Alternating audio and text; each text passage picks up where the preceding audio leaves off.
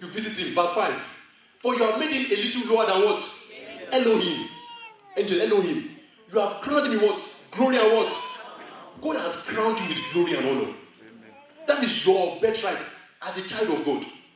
You are crowned with glory and what? See, the opposite of glory is shame. No more shame in Jesus' name. Amen. God has crowned you with glory and what? Honor. He has crowned you. When he called you, he crowned you. He gave you a crown. You know, all of you, see, when we go on that day, the last day, God will give us crowns. How many of you know that? And God said he will wipe the tears from our eyes. You know why? Because God will show you what you should have gotten and what you got. Like Joe mentioned it very well for me. He said that God will show you your private jet and he'll show you a Mercedes Benz. You took the Mercedes Benz, but you didn't get what? So what will you do? You will cry. He said, go on as don't cry here. You now wipe the tears from what? From their eyes. You will take all that God has for you in Jesus' name. Yeah. You know in my blood, he said, you will take what? All that God has for you. All that God has for you. All that God has for you. See, all that God has for you, take it now. Say, I take it. I take them. Everything that prophetic word, I take them. I take them. I take them. I take them. I take them. I take them. I take them. I take them. I take them. I take them. I take them. I take them. I take them. I take them. Laba, Razaka, Imbaloza, Lakotola, Imbazo, Labrako. I take them. I take them. I take them. I take them. I take them. I take them. In the name of Jesus. Your harvest should cancel out every curse. But for your harvest to talk or take that effect, every spiritual element will be taken care of. See, one thing that we think is this. Let me give an example now. Poverty is not cured by putting money in it.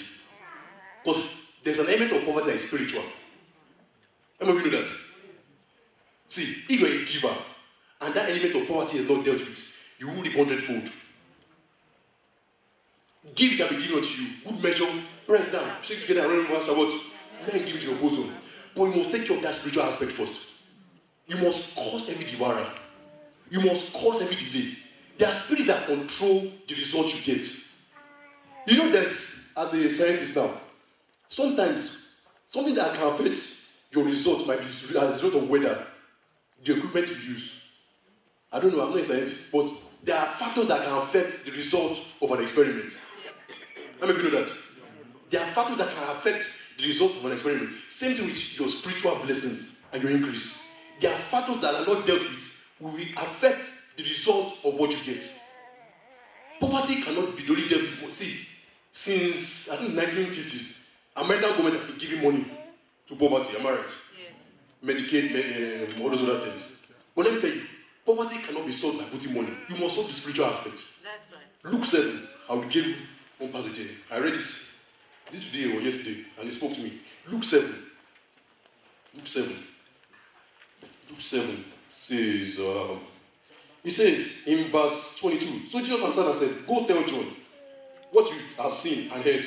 The blind see, the lame walk, the lepers are cleansed, the deaf hear, the dead are raised. The gospel is what? Preach to the what? To the poor. The gospel is preached to the poor. You preach the gospel to the poor. You don't give them money. Because the money you give them, what? Will disappear. You must take care of the spiritual element first. See, I've given before, and God has given back to me. But I didn't take care of the spiritual what? Element. When I was in high school, senior year, 12th grade, I think what I had in my account was $300 back then. I gave the whole money. I got a car for college. But that's not the fullness of God wanted me to have from that $300. Because I didn't take care of the spiritual what? Element. So what you have now can be much, much, much more when you take care of the spiritual what? Element behind it. May God help us in Jesus' name. Amen. Mark 10:29-31 talks about, if you leave your father, your mother, and for my sakes, he said, you die in this world and you want to come, you will reap what? 100-fold return. But that 100-fold return comes when you take care of the spiritual aspect. When you take care of the spiritual aspect. Poverty has a spiritual dimension. I talk about poverty because many of us, that's what we need. See, sometimes when you are poor, you can't think. Sometimes when you are poor, you can't what? You can't think. When you need food to eat, anything people are talking about, you're not thinking. Poverty has a dimension to it that must be cured. And God has cured it for us in Jesus' name. Amen. So how does a harvest break the siege? Because the siege must be over. How does your harvest break that siege? How does the harvest that we are getting now, how does it break the siege? Because the siege must be over. First of all, you must use your 5 senses. You must use your 5 what? Senses. Seeing, hearing. 2 Kings 6, 15 to 17. 2 Kings 6, 15 to 17. And it says, verse 15, when the servant of the man of the God rose early in the morning and went out, a force surrounded the city, both with horses and chariots. And his servant said to him, alas, my master, what will we do? Verse 16, let's do that together. So he answered, let's do it together, I want to ready to go. So he answered,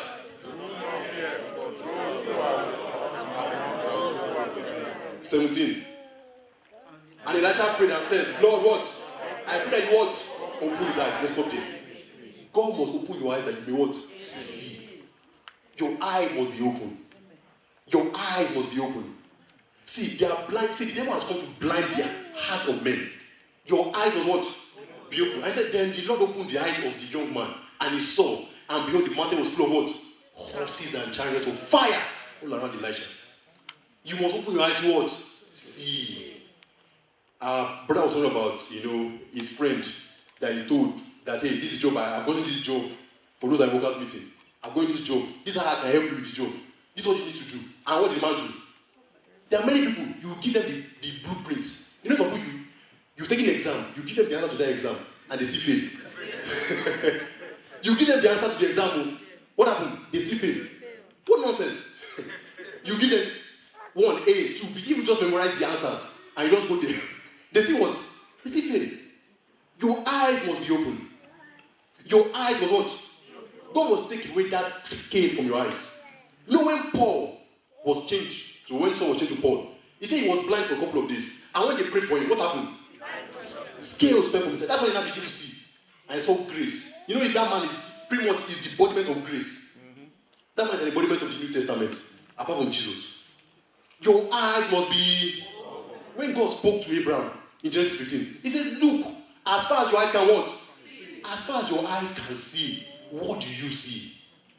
What do you see? Sometimes, when I sit down, I'm trying to see ahead.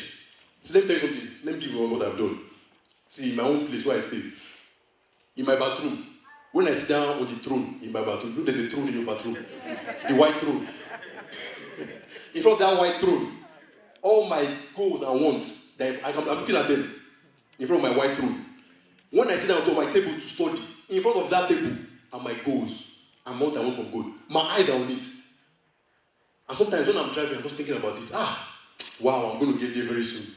I will take it in Jesus' name. You will take your inheritance in Jesus' name. Yeah. As far as your eyes can.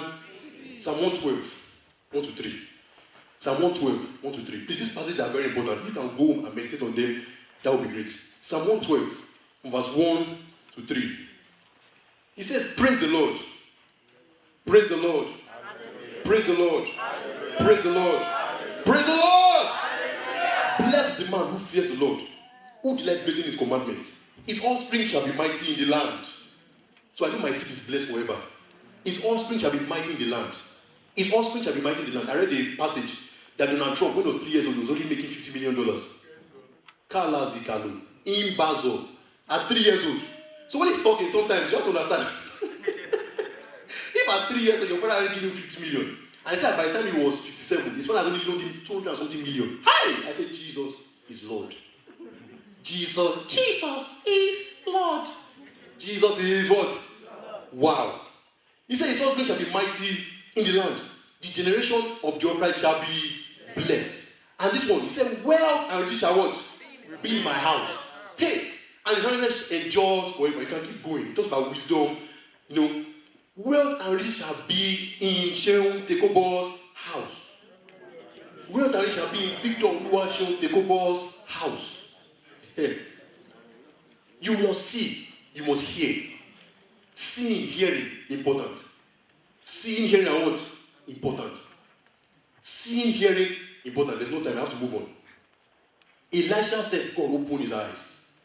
May God open your eyes in Jesus' name. Amen. Every scale fall down from your eyes now in the name of Jesus. Amen. Every scale fall down from your eyes in Jesus' name. Amen. Every scale fall down from your eyes in Jesus' name. Amen. I met a friend. He just moved from Nigeria. I said, Baba, You know, when people move from Nigeria, they always give them different advice. Yes. I say, sir, don't go and work this thing you're doing. You're doing McDonald's, all this thing. Go to school. Study IT. IT is hot. Get a job. See, when you love somebody, you give them your advice. But you want them to what? To listen. So one day I went to him, I had yam, I bought yam.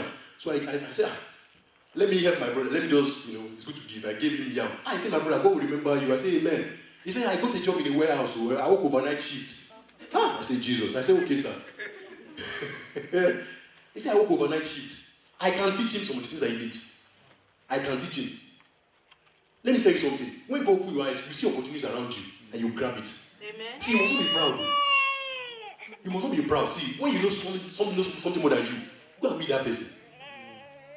I heard the pastor talk. He said that two friends came to visit him. One said, Father, thank you for everything. I want to just thank God for what he has done for me. He prayed for him. The friend now came, and the friend said, Daddy, please pray for me. I need a job. And the pastor said, ask your friend now. He said, I can't ask my friend now. We went to the same school together. I'm really senior himself. What's all this rubbish? The man said, are you okay? Pride. God will open your eyes to see opportunities around you in Jesus' name. He said, God, open his eyes. And I decree that day. I said, God, open their eyes. May God open your eyes now in Jesus' name. The next thing about your harvest is giving. 1 Corinthians 29, 1 to 3. 1 Chronicles 29, 1 to 3. Amen. 1 Chronicles 29, 1 to 3. He said, and King David said to all this assembly, Solomon, my son, to the one whom God has chosen, is young and inexperienced, and the work is great, since the palace is not for a man, but for God. So with all my might, I have prepared for the house of God gold for the things of gold, silver for the things of silver, bronze and what? For the things of bronze. It talks about onyx stones, alabaster. I said verse 3, moreover, in my devotion to the house of my God, I offer for my own property, gold and silver, which I give for the house of my God, over and above that which I prepared for the holy dwelling place. God told David, I can't build the temple, because there was blood in his hands. But what did David do? He gave. So in death, David had harvest. In death, what did David have? Harvest. When Elisha died, his bones still healed. In death, you can have harvest. Amen. How many of you know that? In death, you can what? I read the own book, and I read the book about money. And the man gave a list of people that are dead. There's celebrities that are still making money. I think the top person is Michael Jackson. Making more than something million every year. A dead man, I can't use it. Hi.